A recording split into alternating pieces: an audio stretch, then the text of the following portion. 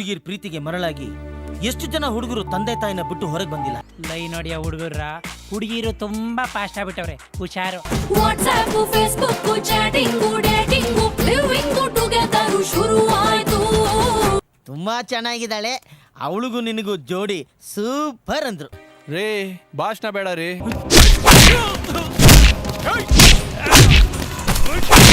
ನಮ್ಮ ಪ್ರೀತಿಯ ಮ್ಯಾಟ್ರನ್ನ ಓಪನ್ ಮಾಡ್ತಿದ್ದಂಗೆ ಚಯ್ಯ ಚಯ್ಯ ಚಯ್ಯ ಚಯ್ಯ ಅಂದ್ಬಿಟ್ರು. I love you. ಸೇವಂತಿ ಸೇವಂತಿ